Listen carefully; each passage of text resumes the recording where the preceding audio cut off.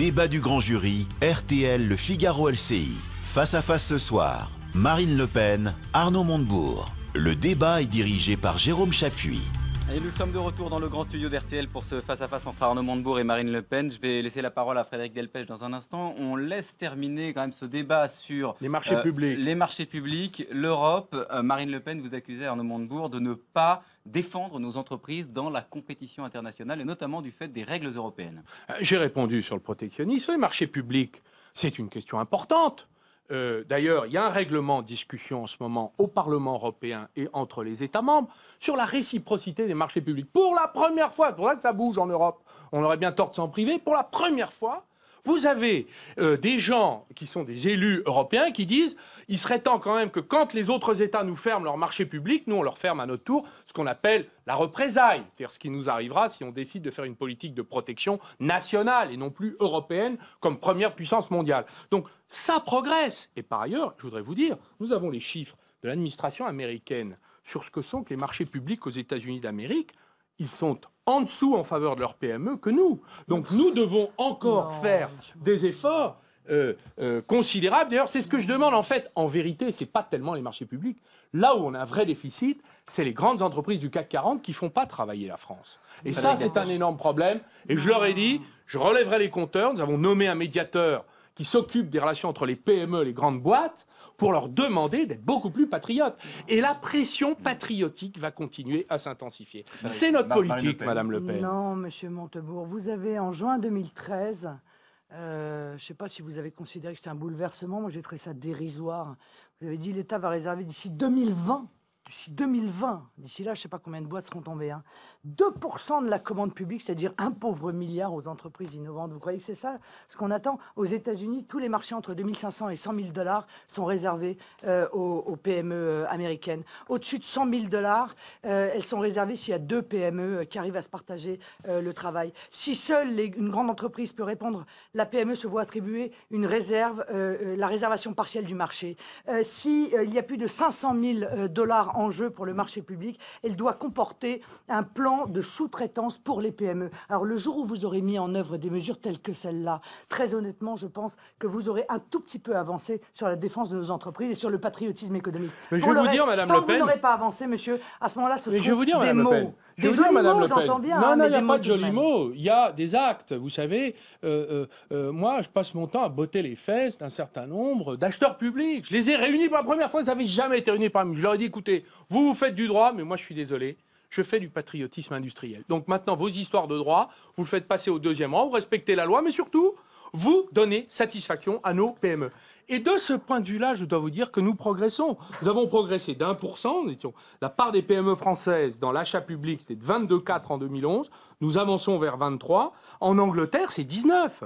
Et aux États-Unis, 22,2. Donc vous voyez, on n'y est pas. Ils n'ont pas la même structure d'entreprise que nous, Monsieur Montebourg, et vous le savez bien. Vous avez dit d'ailleurs dans le même temps qu'il y avait des clauses sociales et environnementales qu'il fallait faire jouer pour en réalité empêcher l'Union européenne de nous empêcher d'aider nos entreprises. Bon, c'est déjà, excusez-moi, mais enfin, c'est une manière un peu particulière d'envisager la souveraineté. C'est-à-dire qu'il faut mettre en place des mesures pour essayer de contrarier les décisions que vous avez vous-même prises en construisant l'Europe. Bon, parfait. Eh bien, ces clauses sociales et environnementales, je vais vous donner une information.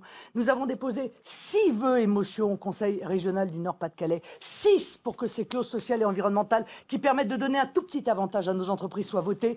Eh bien, l'intégralité du Conseil régional, UMP, PS, PC, Vert, main dans la main, s'y sont refusés, Monsieur Montebourg. Alors encore une fois, je ne sais pas qui vous bottez les fesses. Je suis sûr que si c'était moi qui l'avais proposé, il l'aurait adopté. Je ne sais pas qui vous bottez les fesses, mais vous feriez mieux. Je vais aller les convaincre parce que franchement, vous feriez mieux de botter les fesses à M. Moscovici parce qu'il semble pas du tout avoir la même opinion que vous. Écoutez, nous, on veut réformer les marchés publics parce que c'est vrai que ça va pas. Bon, nous progressons. Pour le moment, j'utilise le verbe, mais bientôt, on va utiliser la loi. Alors, il y a beaucoup d'autres sujets qu'on va aborder dans ce débat. Il y a beaucoup de promesses avant les européennes, j'ai remarqué. C'est pas des promesses, c'est tous les jours je fais ça, Madame Le Pen. On a évoqué les questions européennes. J'ai pas besoin d'avoir un calendrier électoral. Vous avez l'air beaucoup plus intéressé par ces élections. Alors, je suis très intéressé par ces élections. On a beaucoup parlé d'Europe. Il y a également un sujet qui se passe en Europe et qui vous différencie considérablement. C'est la récente votation en Suisse. Vous, Marine Le Pen, vous avez demandé un référendum similaire en France pour limiter l'immigration. Et vous, Arnaud Montebourg, vous avez eu des mots très très durs. Vous avez parlé de suicide collectif de la Suisse. Vous avez parlé de lepénisme appliqué en Suisse. Est-ce que ça veut dire que les Suisses, pour vous, Monsieur le ministre, n'ont pas le droit à choisir leur immigration? Ils font ce qu'ils veulent. Mais je leur ai simplement dit qu'ils s'étaient suicidés collectivement. C'est exactement ce qui nous arriverait si Mme Le Pen arrivait un jour à 50%. Ce serait un suicide collectif. Pourquoi? Parce qu'il y a 145 000 frontaliers qui travaillent en Suisse. Et que les Suisses ont dit, nous, on veut plus d'étrangers. Ils en ont 3%. C'est-à-dire un des taux les plus faibles d'Europe. Et ils disent, nous, on veut plus d'étrangers. Qui c'est les étrangers en Suisse? C'est nous. Les Français, les Allemands, les Italiens. C'est nous, les indésirables. Donc, c'est très simple. C'est que 145 000 frontaliers, ils travaillent dans les hôpitaux, ils travaillent dans les métiers de l'industrie, l'artisanat, dans l'industrie de l'horlogerie, ils travaillent comme conducteurs, assembleurs et des employés type administratifs. Ouais, tous ces frontaliers-là, ils vont rentrer dans leur pays, vous inquiétez pas, voilà, c'est ça que... Et nous sommes très fermes. Nous avons dit, nous défendons nos ressortissants, pendant que Mme Le Pen préfère défendre ses amis d'extrême droite en Suisse. Moi, je préfère défendre les Français, vous voyez, qui vont perdre leur travail à cause de cette logique suicidaire. Et je vais ajouter, pour conclure, que cette affaire, moi, je vais vous dire, elle nous arrange. On va dérouler le tapis rouge à toutes les industries suisses pour qu'ils relocalisent en France, où là, ils retrouveront leur personnel qui aura été obligé d'émigrer. Voilà. C'est ça que je vais faire. Et je vais aller les démarcher là-bas, à la Chaux-de-Fonds, dans le Jura profond, vous allez voir. Je vais aller les voir, moi, les Suisses. Je crains que vous soyez un peu déçu, Monsieur Montebourg, une fois de plus, des résultats que vous allez obtenir. Moi, je suis éminemment respectueuse de la souveraineté du peuple, vous voyez, car, moi aussi, à la différence de vous, moi, j'ai des principes. Et les principes que j'applique à la France, je les applique à tous les peuples. Tous les peuples ont le droit de décider pour eux-mêmes. Et voilà, le mot de suicide collectif. C'est le principe de la. Ah oui, ils ont le droit de se suicider, comme l'ordre du temple solaire. Vous savez, ils se mettaient en rond et ils disparaissaient eux-mêmes. Ne soyez pas méprisants à l'égard des autres peuples, ça n'a pas de sens. Et vos caricatures n'ont pas de sens d'ailleurs, Monsieur Montebourg. Car la réalité, c'est qu'évidemment, les 145 000 Français qui travaillent en Suisse ne vont pas du jour au lendemain être interdits d'entrer en Suisse. Ça n'a aucun sens. La réalité, c'est que les Suisses vont mettre en œuvre une priorité nationale. C'est-à-dire qu'à compétence égale, ils donnent une priorité d'accès à l'emploi aux Suisses. Et ça, c'est légitime. Ça, c'est une mesure de bon sens. S'il n'y a pas de personnalité compétente, s'il n'y a pas assez de Suisses pour remplir les emplois, alors évidemment, les emplois pourront être remplis par les Français. Mais si les Français fuient la France, Monsieur Montebourg, c'est un peu de votre faute, non? S'ils préfèrent partir en Suisse pour travailler, c'est pas un peu de votre faute, car je pense qu'ils préféreraient travailler en France, non, a priori? En tout cas, les Suisses vont nous aider à revitaliser une partie de la région frontalière. Pourquoi vous les avez menacés, les Suisses? Je ne menace personne, moi. Si vous les avez menacés. Je vais dire, l'Union européenne, elle ne peut pas accepter, et moi je trouve ça tout à fait normal, que on interdise la liberté de circulation des personnes, mais qu'on devrait laisser circuler les biens. Donc il y aura des mesures de représailles sur les exportations suisses. Avant 2000... et je vais vous dire, c'est la position de mon gouvernement, et c'est normal. Si on porte atteinte aux Français, et aux ressortissants français qui vont perdre leur travail en Suisse, eh bien, puisque ce sont les méchants étrangers qu'on persécute, qu'ils l'aient fait par référendum ou pas, d'ailleurs, ça revient au même, ils ont le droit de le faire. Mais nous, notre droit, c'est de défendre nos intérêts. Et là, dans cette affaire, vous ne défendez pas la France, Madame Le Pen. Vous défendez votre idéologie. On vous laisse brièvement répondre et on va tourner une page. Pour une raison simple. Vous êtes en train de lier le commerce et la libre circulation. Je vous signale quand même qu'on a commercé bien avant l'Union européenne quand même. On s'en rappelle que le commerce international, ça date pas de l'Union européenne. Que les pays, entre eux, ont commercé depuis déjà de très nombreux siècles, d'ailleurs même on peut dire, Monsieur Montebourg. Bon. Deuxièmement, vous êtes en train de préparer ce qui là va ravager l'économie française et notamment l'agriculture et l'industrie. Un accord de libre-échange avec les États-Unis. C'est quoi la contrepartie? C'est la libre circulation aux États-Unis? La contrepartie de l'accord de libre-échange que vous allez signer, c'est d'obliger les Américains à ouvrir totalement leurs frontières. J'aimerais bien voir ça, ça va me faire sourire, ça. Sur cet accord de libre-échange? D'abord, il est naturel de poser ce débat. Il est en cours de négociation, à peu près. Il n'est pas du tout signé. Il est normal de poser ce débat. Et je vais d'ailleurs dire qu'il y a beaucoup de gens qui le posent. Et moi-même, d'ailleurs, dans le gouvernement. Donc, qu'est-ce que nous disons sur cet accord? Il doit être équilibré. Qu'est-ce que vous dites? Ce que nous disons ensemble, nous disons gouvernement français. Vous voyez, je m'exprime au nom du gouvernement. D'ailleurs, c'est normal, vous avez un gouvernement. Il faut accélérer et indivisible. La procédure. C'est que nous souhaitons que nos intérêts soient préservés. Agricoles, culturels, normes sanitaires, investissement, préférences collectives. Et d'ailleurs, je vais vous dire, vous savez ce qu'on essaie d'obtenir aux Américains, qui ne veulent pas nous donner d'ailleurs. Nous leur disons, vous abandonnez le Buy American Act, c'est-à-dire ce que vous préconisez d'instaurer en France sous le nom de préférence nationale. Eux, ils l'ont, et on leur a dit, il faut que vous fassiez sauter ce verrou, puisqu'on n'a pas le droit de vendre sur des marchés publics américains si on n'a pas installé son entreprise aux États-Unis. Et ça, c'est une atteinte à la réciprocité, et notamment des règlements que nous sommes en train de prendre. Donc là, il y a un point très difficile avec nos amis américains. On va changer de sujet. Nous et on va sommes laisser... quand même liés par l'amitié. Et je n'oublie Oui, pas ce que les Américains sûr. ont fait Oui, pour oui. libérer la France. On va c'est pas changer une de raison. on va C'est pas changer une de raison. sujet, Marine Le Pen. Ça n'est pas une raison pour leur sacrifier l'intégrité de notre économie. Ça ne Monsieur sera Montebourg, pas le vous êtes bien cas. d'accord. Vous pouvez nous faire confiance. Manifestement, ils ne vous ont pas entendu puisque les États-Unis viennent de revenir au Farm Bill, c'est-à-dire l'aide directe aux productions On parle beaucoup anglais ce agricoles. soir pour un Donc, c'est débat exactement les questions du l'inverse. Made in France. Ils sont en train de Ah faire ben, les exactement Américains, l'inverse de ce ils qu'ils ont ont leur laissé. politique, on mais va nous laisser, avons la nôtre, Frédéric Madame Le Pen. Delpech, vous Et poser une nous nouvelle savons question. défendre nos intérêts. Non, Voilà. vous ne savez pas Alors- et vous céderez et vous allez imposer cet accord de libre-échange, d'ailleurs que vous négociez de manière secrète, ce que je trouve profondément scandaleux à l'égard du peuple français. Et le président de la République est allé aux États-Unis pour dire qu'il fallait accélérer cette négociation, comme par hasard d'ailleurs avant les européennes. Vite, vite, vite, vite, vite, vite, vite. Alors, encore une fois, sur ce sujet, vous n'êtes pas écouté, pas entendu, et vous venez nous vendre quelque chose qui n'existera pas. Ce qui existera, ce sont les conséquences dramatiques de cet accord de libre-échange. Et c'est vous qui en porterez, parce que vous êtes au gouvernement, une part de responsabilité, sauf si vous décidez de quitter le gouvernement, en constatant quand même qu'il y a énormément de sujets sur lesquels vous êtes en désaccord avec... On vous a entendu sur ces deux évoquer sujets. un autre On écoute sujet, Frédéric Delpech. qui est la fiscalité. Vous n'a pas échappé qu'on est maintenant à moins d'un mois du premier tour de l'élection municipale et que dans les sondages, la préoccupation majeure des Français, ce sont les hausses d'impôts locaux essentiellement. Alors, Marine Le Pen, sur ces augmentations d'impôts, on se souvient de votre programme pour l'élection présidentielle 2012, vous n'étiez pas spécialement partisan de réduire de manière drastique les impôts. Est-ce que vous comprenez ce ras-le-bol fiscal des Non, mais Français? attendez, pour l'instant, la question n'est pas de savoir si il fallait les baisser en 2012, la question est de savoir de combien ils ont augmenté depuis. Et permettez-moi de vous dire, c'est pas moi qui l'ai dit, c'est encore une fois Le Monde, c'est pas vraiment un journal du Front National. En 2 ans, une année de Nicolas Sarkozy, une année de François Hollande, 84 taxes nouvelles qui ont été créées et des augmentations d'impôts qui ont jeté les Français dans la détresse. Voilà, je le dis très clairement, jeter les Français dans la détresse.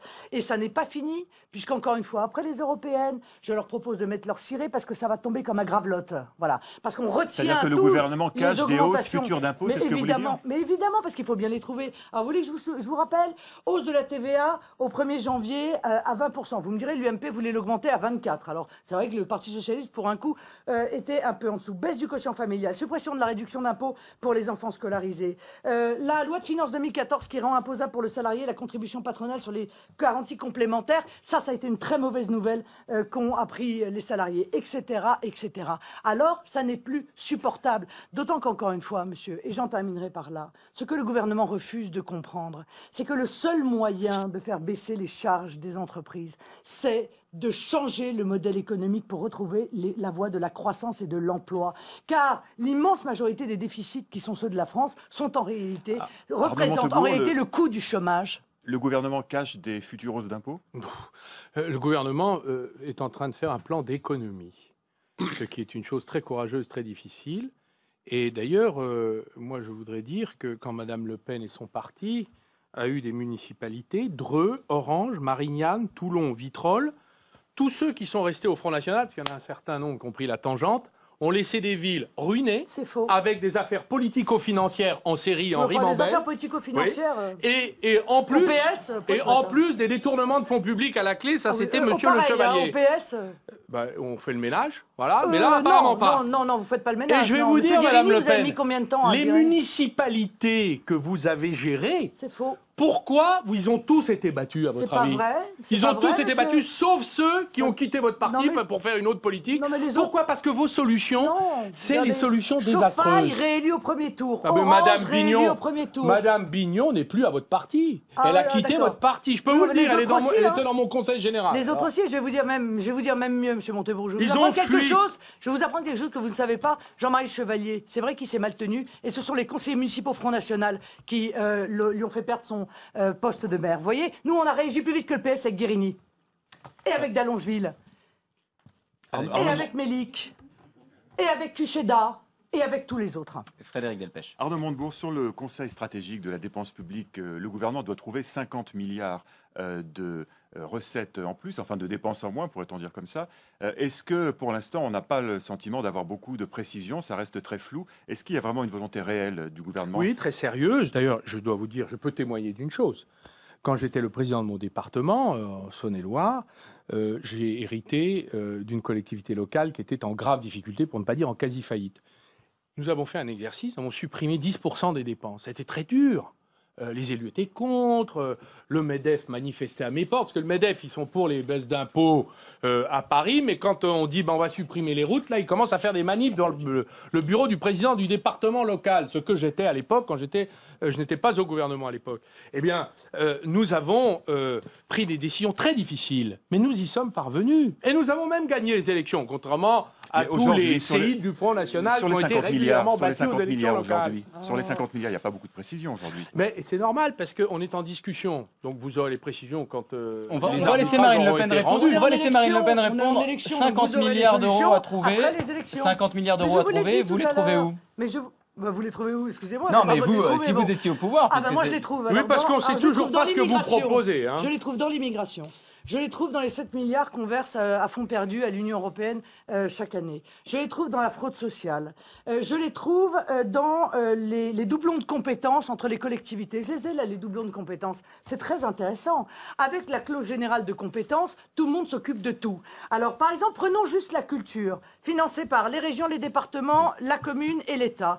Prenons, par exemple, le sport. Les régions, la commune et l'État. Prenons le schéma régional d'élaboration. Les régions, les départements, la commune et l'État. Et j'en ai des tas comme ça. Vous voyez, tout ça, ce sont des compétences qui sont en réalité communes, des doublons. Mais ça, on a compris qu'il y a un travail là-dessus. Mais il y a un point que vous avez soulevé, qui est la question de l'immigration. Vous dites on va faire beaucoup d'économies sur l'immigration. Je voudrais qu'on entende Arnaud Montebourg vous répondre sur le sujet. Écoutez, il y a des rapports très sérieux qui démontrent que l'immigration rapporte plus qu'elle ne coûte. Il faut en faire plus alors? Non. Ah si, il faut assumer. Non, parce qu'il y a quand même des problèmes de cohabitation quand il y a concentration d'un certain nombre de ressortissants qui ne sont pas qui sont étrangers. Ce que je sais, c'est que ça coûte 47,5 milliards, que ça rapporte 60 milliards, et que même le Conseil d'orientation des retraites parvient à la conclusion que les immigrés pèsent d'un poids positif dans la sauvegarde de notre système social. Pour une raison simple d'ailleurs, c'est qu'il n'y a pas de corrélation nulle part dans le monde, sauf dans l'esprit fantasmé de Madame Le Pen, entre le taux de chômage et le taux d'immigration. Vous avez des endroits où le taux d'immigration est très élevé, le chômage faible, et l'inverse est aussi vrai. Donc, il faut arrêter avec cet extrémisme qui vise à répandre la haine, car moi je dis merci aux 52 nationalités qui travaillent à PSA et qui font la force de cette entreprise. Je dis merci aux entreprises étrangères, il y en a quand même 20 000 en France qui emploient 2 millions de Français. Je dis merci à tous ces ouvriers qui ont participé à l'aventure industrielle nationale, et je dis aussi merci à tous ceux qui d'ailleurs sont devenus des Français, voilà, et qui portent très fièrement, j'allais dire, notre communauté nationale. Oui. Marine Le Pen. Voilà. L'immigration pèse d'un poids considérable évidemment sur l'économie, et elle a une première conséquence, et c'est déjà depuis les années 70, c'est qu'elle pèse à la baisse sur les salaires. C'est d'ailleurs une des raisons pour laquelle les Suisses étaient effectivement inquiets, parce qu'ils voient arriver des travailleurs qui acceptent des salaires bien inférieurs aux salaires suisses. Ben, c'est exactement la même chose en France. Et c'est tellement leur philosophie, et ils aiment tellement ces travailleurs étrangers qui pèsent à la baisse sur les salaires, les socialistes, qu'ils ont contribué, avec d'ailleurs l'UMP, à mettre en place la directive détachement des travailleurs, qui fait qu'aujourd'hui, on organise par l'État le dumping social, qui fait qu'effectivement, des tas d'étrangers viennent travailler en France à des salaires qui sont, en tout cas à des coûts qui sont bien inférieurs, puisque leurs charges sont les charges de leur pays d'origine et non pas les charges françaises. C'est ainsi, Monsieur Montebourg, je le répète souvent, mais je le redis parce que c'est un élément très révélateur, que dans le deuxième chantier français, ça devrait vous intéresser, le terminal méthanier de Dunkerque, il y a 40% de travailleurs étrangers. Mais ça veut dire aussi qu'il y a 40% de Français qui pourraient être en train de travailler sur ce terminal méthanier et qui ne travaillent pas, qui sont au chômage. Si ça vous réjouit, si vous tirez votre chapeau à cette politique-là, moi je m'en prends pas aux personnes, Monsieur Montebourg, je m'en prends à vous. Je m'en prends pas à ceux qui viennent pour travailler, je comprends qu'ils viennent travailler, mais je m'en prends aux politiques qui mettent en œuvre cette immigration à la demande du grand patronat. Ça date déjà depuis les années 70 et ça n'a eu de cesse que de s'accélérer. Ça a des conséquences catastrophiques D'autant que vous savez très bien que cette immigration, en général, travaille dans des emplois non qualifiés, ou d'ailleurs est au chômage, 40% au chômage. 40% des étrangers en France sont au chômage. Donc c'est la communauté nationale qui les prend en charge, Monsieur Montebourg. Eux et leurs familles, qui les soignent, qui les éduquent, qui les logent. Et ça, vous aurez beau sortir des études de l'université de Lille, il y en a une d'ailleurs, vous ne pourrez pas nous expliquer que l'immigration aujourd'hui rapporte de l'argent en France. Elle apporte de l'argent aux grands patrons. Compte tenu de ce que vous venez de dire, on se demande pourquoi vous prenez le retour à la retraite à 60 ans. Je ne prône pas le retour à la retraite à 60 ans, je prône la retraite à 40 annuités pleines. Je sais que ça gêne un peu la droite et la gauche d'ailleurs, parce qu'ils ont complètement abandonné ce concept, parce que je pense justement qu'on demande des sacrifices aux Français en premier. Or, il me semble qu'il y a énormément d'argent qui est jeté par les fenêtres, énormément de gaspillage en France. Commençons d'abord par faire les économies sur les mauvaises dépenses de l'État. Après, si on se rend compte qu'on est obligé de demander un sacrifice en termes de travail aux Français, on leur demandera. Mais pas avant toute autre chose, pas avant toute autre économie. De surcroît, et vous le savez bien, avec le niveau de chômage qui est celui de notre pays, avec le délai avec lequel les jeunes entrent aujourd'hui sur le marché du travail, avant d'avoir ne serait-ce que 40 annuités pleines, eh bien, il y a beaucoup de gens qui auront très largement des cheveux blancs. Arnaud Montebourg. L'affaire de la loi du pays d'origine c'est la suite de Bolkestein. Vous savez, de cette directive Bolkestein que nous nous fait avons grand débat il y a d'ailleurs quelques années. été nombreux à combattre et elle pose d'énormes problèmes sur le terrain. Parce que vous avez des ressortissants d'autres pays de l'Union européenne qui sont payés au lance-pierre, qui viennent travailler sur notre sol sans avoir les mêmes charges attachées ou cotisations attachées ou protection sociale attachées à leur salaire. Donc, nous venons de faire renégocier cette directive. C'est d'ailleurs une de nos victoires. Au mois de décembre dernier. Vous contestez que ce soit une victoire? Non, mais monsieur Chaput, laissez-moi terminer ma phrase, parce que c'est quand même très important d'informer les Français. Non seulement nous venons d'obtenir la renégociation, et y compris avec le soutien de nos amis polonais qui étaient opposés, les Allemands nous ont bien aidés d'ailleurs dans ce dossier, mais surtout, nous venons de faire voter une loi par le groupe socialiste qui va permettre d'aller rechercher la responsabilité du donneur d'ordre dès lors qu'il y a des abus de ce type. Donc pour nous, c'est très important. C'est très important. Mais je croyais quand même qu'on luttait déjà contre la fraude en France, on lutte déjà contre le travail clandestin, parce que c'est ça, ce que vous avez réussi à obtenir, c'est l'application de la loi française déjà qui existe depuis des années et des années. Je ne vous parle pas de fraude, moi, monsieur. Je vous parle d'un processus absolument légal qui fait qu'une entreprise, légalement, peut aller chercher des travailleurs qu'ils paieront beaucoup moins cher parce que les charges du pays d'origine sont moins chères. Je ne parle pas des fraudes, monsieur Montebourg. Alors, vous avez réussi à enfumer tout le monde en disant, voyez, on a obtenu une avancée. Vous n'avez rien obtenu d'autre que la réitération de la loi française qui fait qu'on lutte contre le travail clandestin. Plus ou moins efficacement, d'ailleurs, honnêtement. On est quand même bien content d'avoir maintenant un point d'appui pour quand même engager la responsabilité de tout un tas d'employeurs. Et ça, c'était pas dans la loi, Madame Le Pen. Vous pouvez raconter toutes les menteries que vous voulez, mais chez nous, ça passe pas, ce genre de langage. Donc, nous, on est contents de cette évolution positive. Je voudrais qu'on évoque dans les 2 minutes qui nous restent les municipales, puisque je le disais en début d'émission, c'est dans un mois. Le Front National, Arnaud Montebourg, est mieux positionné qu'il y a quelques années, puisque vous l'avez dit, vous souhaitez présenter plus de listes et un certain nombre de sondages vous placent en tête. Qu'est-ce que vous répondez, vous, Arnaud Montebourg, qu'est-ce que vous dites aux électeurs qui entendent se prononcer en faveur du Front National et qui, bien souvent, sont issus des classes populaires?